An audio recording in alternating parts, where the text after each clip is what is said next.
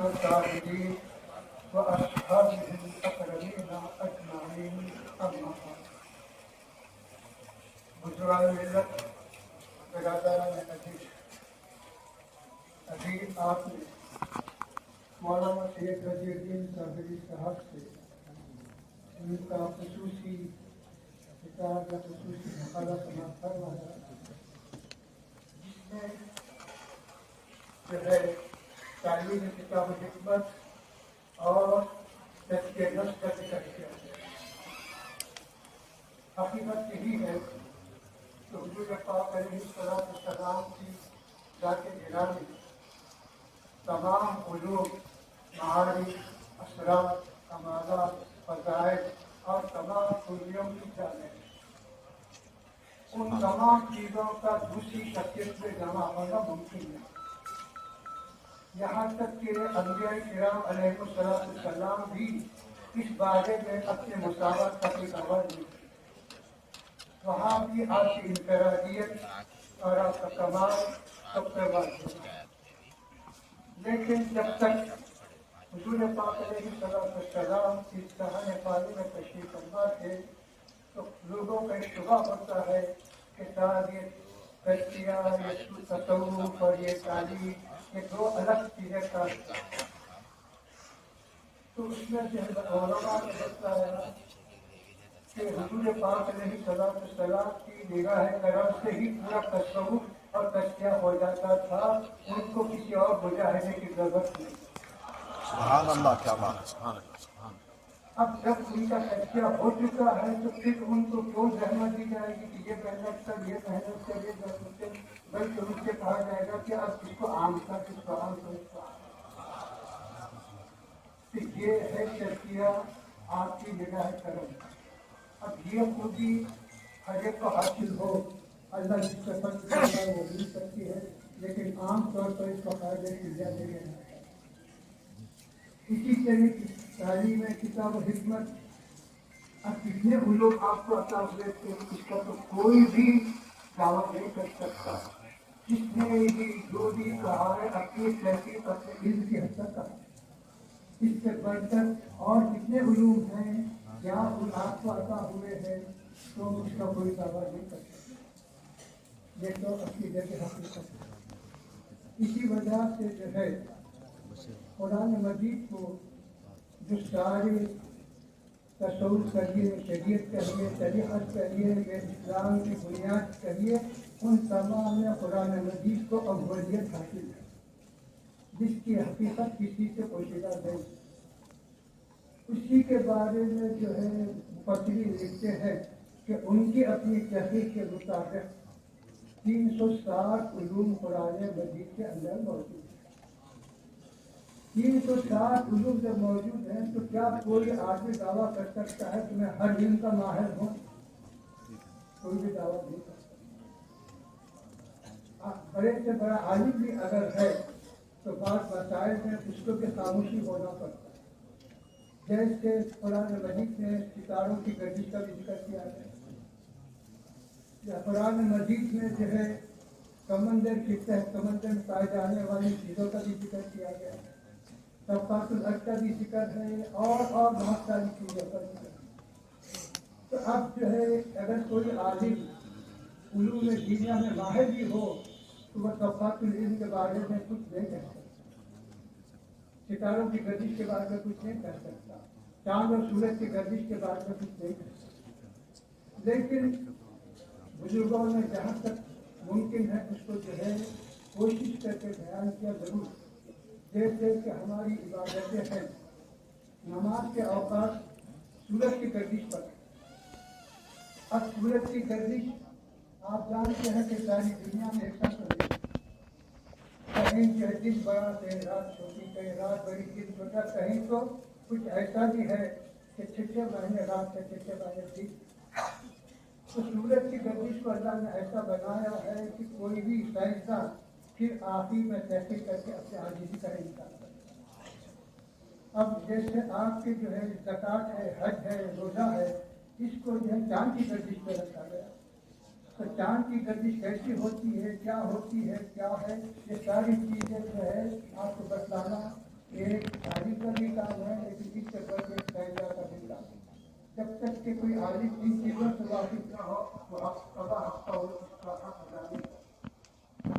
تو یہ ساری چیزیں جو ہے آپ کے ذات اقدس پر موجود تھی، لیکن جو ہے جیسا جیسا زمانہ آگے بڑھتا گیا لوگوں کے اندر کچھ کمزوری آتی گئی، محنت میں بھی کمزوری آ گئی، تحصیل میں بھی کمزوری آ گئی، تو پھر بعد کے بزرگوں نے اپنے اپنی مناسبت سے ہر چیز کو ایک اختیار کر لیا۔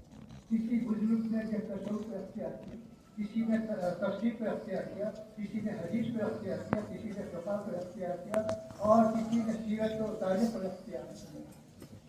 اس طرح سے یہ بات کی تقسیم ہے اور ہر ایک اپنے اپنی مناسبت سے اس کا اختیار کیا۔ صوفیہ نے تزکیہ نفس پہ اختیار کیا۔ اب تزکیہ نفس جس کو کہتے ہیں، کیا کہتے ہیں، وہ کا مقالات ہے، سن رہے پڑھ رہے ہیں، لیکن جو ہے ایک مختصر تصوف کیا ہے تو ہمارے سابقہ اصطلاح میں تصوف کو اخلاق کہا جاتا ہے۔ اخلاق کیا ہے تو حضور پاک علیہ السلام کا ارشاد ہے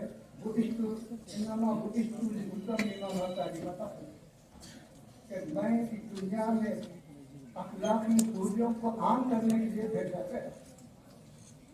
اب اس کو ہم اپنی تقریر زبان میں یا عام زبان میں کہیں تو آدمیت جس سے آتی ہے وہ اخلاق، کیونکہ آدمی جو ہے آدم علیہ السلام کی نسبت سے آتی ہے، تو آدمیت انسانیت جس کو کہتے ہیں اسی کا نام اخلاق ہے۔ کہ انسانیت یہ بنیاد ہے اخلاق، اگر کسی میں انسانیت نہ ہو تو وہ اخلاق سے بہتر، اور تصوف کی ساری بنیاد اسی پر رکھی گئی۔ چنانچہ تفصیلات کے غیر بغیر رکھ کرو کہ امام زین العابدین رضی اللہ تعالیٰ عنہ ابھی بچے تھے، ایک صاحب کا ان کے سامنے سے گزر گیا۔ وہ صاحب کے دل میں خیال آیا کہ یہ تو بچہ ہے تو کیا کرا، گزر گیا۔ پھر اس کے بعد جو ہے ان کے دل میں خیال آیا کہ خیر کیا ہے، شر کیا ہے، اس کو پہچانا مشکل ہے، کیسا پہچانا۔ پھر واپس آیا کہ جو ہے سلام کرے، سلام کرتا مجھے والے کو سلام۔ تو پھر ان کے پوچھے بغیر، ان کے سوال کے بغیر حضرت امام زین العابدین نے فرمایا کہ پہلا جو عمل تھا تمہارا وہ شرک تھا، دوسرا جو عمل ہے وہ ہے۔ تو حالانکہ یہ چیز پہلے سے ہی آپ کے دل میں تھی کہ وہ اس کے دل میں خیال ہے، لیکن آپ نے اس کو رسوا کرنا پڑتا ہے، اس کو جو ہے اور طریقے سے تبدیل کرنا پڑتا ہے۔ تو اسی طرح میں دوستوں اخلاق یہ سب سے پہلی بنیاد ہے تصوف کی تجدید۔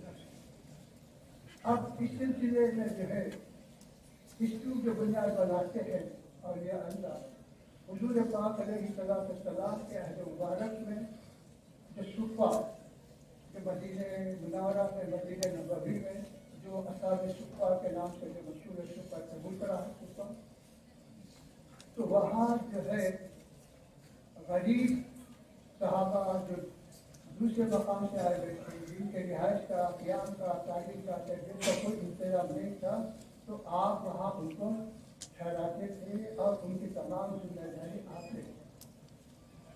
اب اسی کو جو ہے مدرسہ بھی کہا گیا، اسی کو خانقاہ بھی کہا گیا، کیونکہ وہاں تعلیم بھی ہو رہی تھی، تذکیہ بھی ہو رہا تھا، دونوں چیزیں موجود تھی۔ تو اس وجہ سے وہ مدرسہ کہو یا خانقاہ کہو، اسی کو بنیاد بنا کر اس کو جو ہے بعد میں ڈیوائڈ کیا گیا۔ پھر اب اس میں جو ہے کیسا ہوتا تھا، کیا ہوتا تھا، جیسا کہ آج فرض کیا کہ وہاں جو ہے ان چیزوں کی ضرورت نہیں تھی جو بعد میں لاحق ہوئی۔ اب یہ بعد میں کیوں لاحق ہوئی تو علماء اس کی تشریح یہ کرتے ہیں کہ دیکھو ایک ہے بیمار، ایک ہے بیمار، ہر بیماری ہر ایک بیمار کے ساتھ مثالی نہیں ہوتی، ہر بیماری ایک ہی ہے لیکن بیمار کی مناسبت سے اس کے درجات ہوتے ہیں۔ تو کسی بیمار کو وہی بیماری میں ہلکی دوا کی ضرورت پڑتی ہے تاکہ اس کی بیماری دور ہو جائے، اور کسی بیمار کو ذرا سخت دوا کی زیادہ اثر والی دوا کی ضرورت پڑتی ہے تو اس کو اثر والی دوا دیتے ہیں۔ تو اسی طرح تزکیے میں بھی یہ ہوتا ہے کہ جس کو کم سے کم محنت کی ضرورت ہوتی ہے تو اس کا تزکیہ کم سے کم محنت میں کرایا جاتا ہے، اور جس کو زیادہ سے زیادہ محنت کی ضرورت ہے تو اس کا تزکیہ زیادہ سے زیادہ محنت میں کرایا جاتا ہے۔ یہ تزکیے کے مختلف درجات کے مطابق ہیں یہ، لیکن آپ یہ تو سب مقالات میں پڑھیں گے کہ بزرگوں کا طریقہ کیا تھا، یہ 4 سلسلے کیا ہے اور کیوں ایسا اس کا وجود ہوا، کہ ان سارے جو ہے طریقہ کی 4 جو سلسلے ہیں، ان سارے طریقوں کی بنیاد کتاب و سنت ہی ہے، کوئی طریقہ کتاب و سنت سے ہٹ کر نہیں۔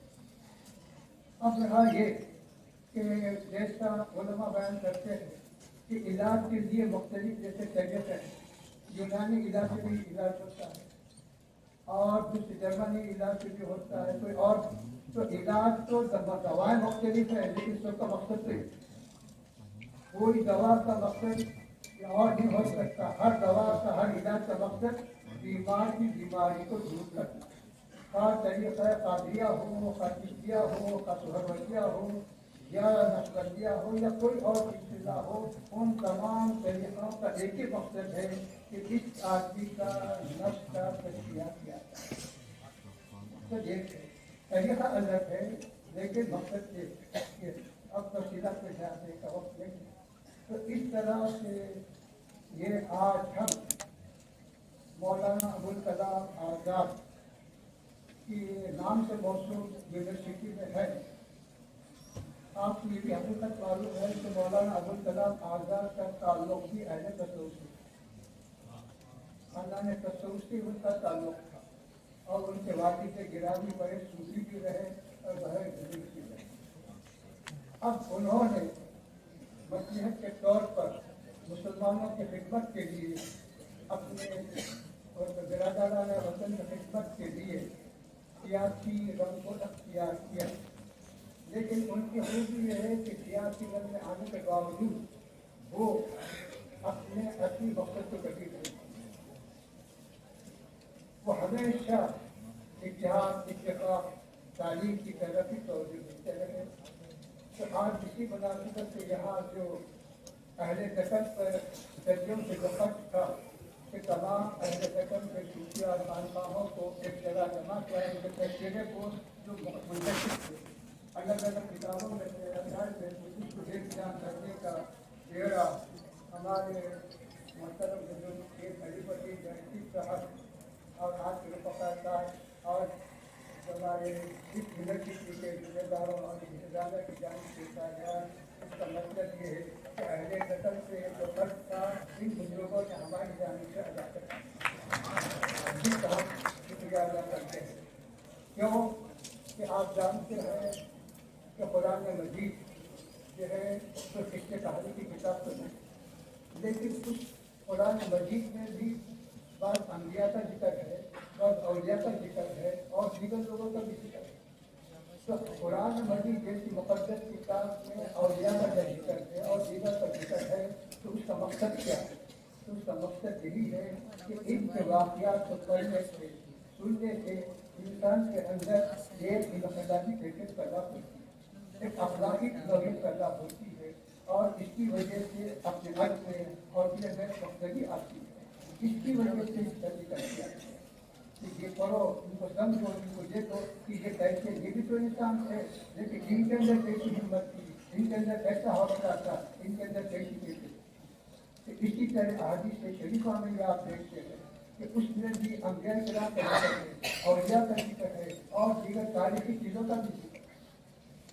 تو اب ان سارے قرآن اور حدیث میں ان تمام چیزوں کا جب ذکر آتا ہے تو اس کا مقصد کیا ہے؟ اس کا مقصد صرف اس کا وہی ہے، کوئی افسانہ نہیں ہے، بلکہ اس کا مقصد ان واقعات کو، ان کے حالات کو پڑھنے سمجھنے سے تمہارے اندر ایمان کی قوت اور ایمان کی حرارت تازہ ہوگی اور اس کے اندر تمام پیدا ہوگا۔ تو یہی ہے صوفیاء کی سیرت پڑھنے سے، ان کے حالات پڑھنے کا مقصد یہی ہے کہ ان لوگوں نے اس دنیا کو اپنے لیے کس طرح سے جو ہے بنایا کہ یہ دنیا ان کا مطلب نظر رہی یا آخرت مطلب نظر دنیا میں جیتے رہے، دنیا کو نہیں بھولے، لیکن دنیا میں جینے کا مطلب یہ نہیں ہے کہ دنیا کو اپنا مقصود زندگی کرنا۔ اس کی مثال بزرگوں نے یہ دی کہ مچھلی پانی میں رہتی ضرور ہے، لیکن جب مچھلی کو پانی سے نکالا جائے تو پانی کا ایک خطرہ مچھلی پر لے رہے۔ تو صوفیہ نے یہی بتایا کہ تم دنیا میں رہو جیسا مچھلی پانی میں رہتی ہے، لیکن جب دنیا سے جاؤ تو دنیا کی کوئی چیز تم سے متعلق نہ رہے۔ یہی انہوں نے تعلیم دی، اور اسی کے لیے اسی کو عام کرنے کی جو ضرورت ہے اس کو محسوس کرتے ہوئے ہمارے مولانا ابوالکلام آزاد یونیورسٹی کے ذمہ داروں کو میں شکریہ ادا کرتا ہوں کہ انہوں نے اہل وطن کے لیے ایک نیا تحفہ عطا فرمایا۔ اللہ کی کوششوں کو قبول فرمائے۔